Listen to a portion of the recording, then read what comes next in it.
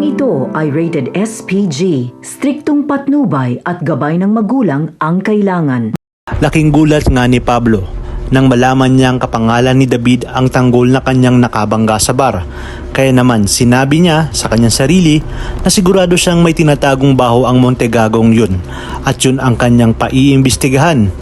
Wala ngang imposible kay Pablo dahil galing siya sa angkan ng mga mayayaman at makapangyarihan kung kaya't nag-hire siya ng private investigator upang malaman ang tunay na nakaraan ni David. Batid kasi ni Pablo na bagong kilala lang ni Ramon ang kanyang anak. Sa kabilang banda, dahil sa pabor na pabor si Ramon at Don Julio sa pangliligaw na ginagawa ni David kay Catherine ay mas lalong lumakas ang loob ng tukmol na ito. Kaya naman sa muling pagkikita ng mga Montenegro at Caballeros ay mayabang na sinabi ni David kay Senyor Facundo na gusto niyang maging girlfriend itong si Catherine, na siya namang ikinagulat ng senyor at dahil kaharap naman ni senyor si Ramon at Don Julio ay nasabi niya na lamang na wala naman umanong problema sa kanya, ngunit hindi niya madidiktahan ang puso at isipan ng kanyang apong si Catherine. Matapos ito ay muling magkakabanggaan sina Pablo at David. Sa pagkakataong ito ay may baon na alas si Pablo.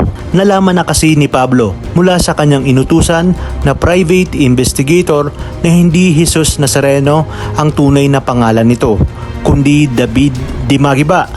Mayroon umanong Jesus Nazareno de Magiba alias Tanggol, ngunit ito ay nakatatandang kapatid ni David. Ibig sabihin, nagpapanggap lang si David na anak ni Ramon. At ang tanggol na nakabangga niya sa bar ay ang posibleng tunay na anak ni Ramon Montenegro.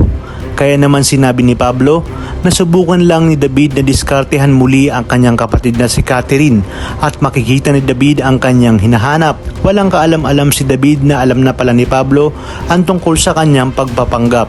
Kaya sinabi nito na wala siyang gusto na hindi niya nakuha.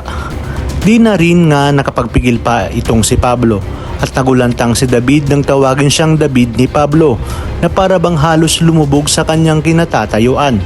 Giit pa ni Pablo na bakit parang namutla itong si Jesus nang tawagin niya itong David, kaya wag umano siyang subukan ito dahil baka pulutin ito sa kangkungan pag nagkataon.